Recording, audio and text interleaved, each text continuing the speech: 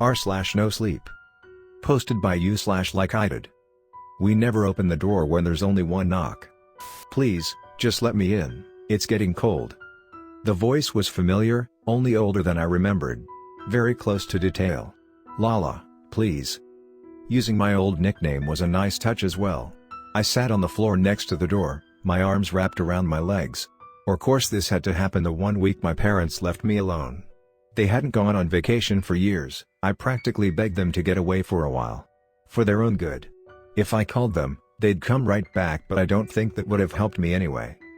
Besides, I wasn't an idiot. I heard the knock and I would not open that door. When someone comes to your house, they will ring the bell or knock a few times.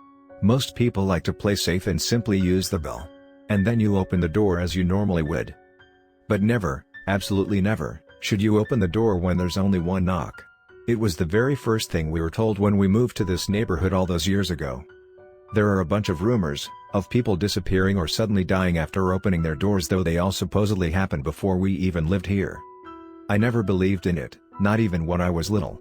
This town was simply insane. Most people here were a little eccentric and unusual. Well, that's what I believed until I heard my lost sister call for me, after the one loud knock on our front door. "Please, go away," I whispered. Even after all those years, I recognized her voice. And when I heard it I jumped right up, ready to open that door wide. But I knew it wasn't her. I looked through the window. There was nobody in front of our door. I don't know how much time had passed before I finally grabbed my phone and called Max, who's not only our neighbor but one of my closest friends. "She's here," I said. I knew I wasn't making much sense. I didn't know how to word my thoughts. "Who? Where?" he answered. "Ruby." Silence. "Wah," Max started speaking but stopped. "She knocked." That was enough information for him. "You didn't open, did you?" I shook my head, which of course he couldn't see. "I'm coming over now, okay?" I'm not sure how many minutes passed, but Ruby had stopped asking me to open the door. "Hey, Lainey, I don't think the bell is working," I heard Max. "Maybe they screwed with it."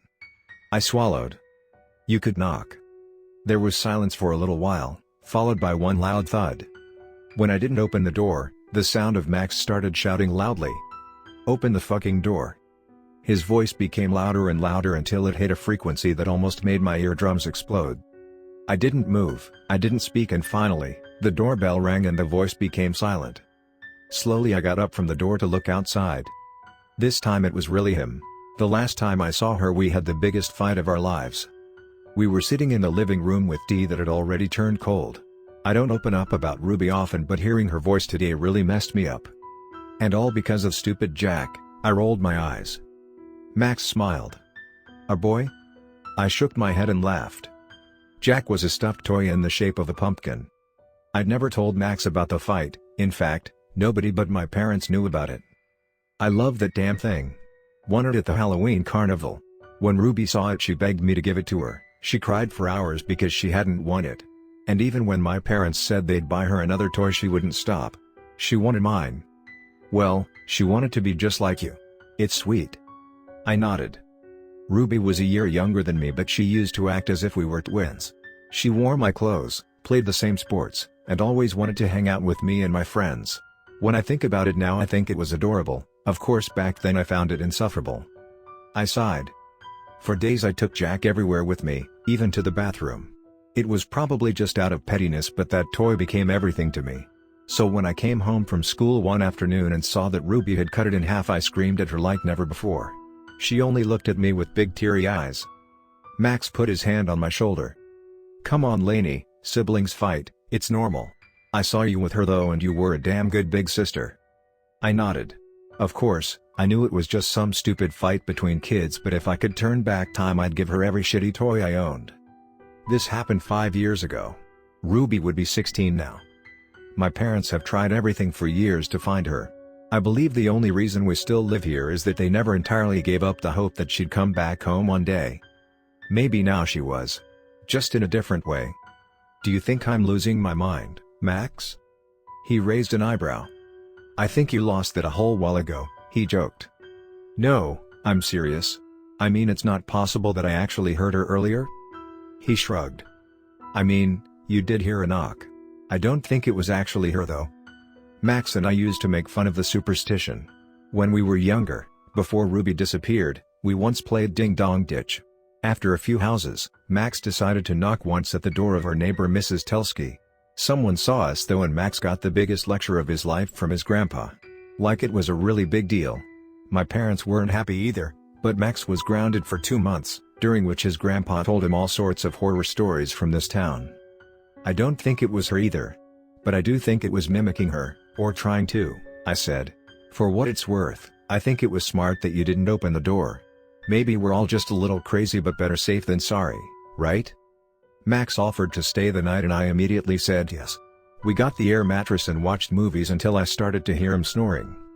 The good thing about Max was, I never felt awkward around him. He regularly stayed over since we were little. Especially often after Ruby was gone. Having him here really helped against the silence. My mind became easier, and my body heavier. Real thoughts started to mix with dreams. I was beginning to fall asleep. And then there was another knock. It came from the front door downstairs but I heard it loud and clearly. My heart started racing just like it did this afternoon. Max, did you hear that? I whispered but he didn't answer. Lala, it's dark. Please come and get me, Ruby's new voice cried from outside. Max, please tell me you hear this. I looked over at him, but he didn't move. Finally, I collected the courage to get up and turn on the lights. Ma. The eyes of my friend were wide open but he didn't speak. He didn't move. I ran over to him and tried to shake him but his whole body was stiff. Only his eyes moved. Let me in. The voice from downstairs screamed. I didn't know what to do anymore. Max was clearly awake but it seemed as if something was holding him back. Almost like he was having sleep paralysis but with his eyes open. They're pulling me away, Lala, please help me. I don't know what happened then, but I immediately jumped up and ran downstairs. Some kind of instinct kicked in. Maybe it was her. Maybe I could pull her back inside. But if this was really Ruby, was she also the one doing this to Max? My hands touched the cold door handle, moving almost as if I was in a trance. I have Jack.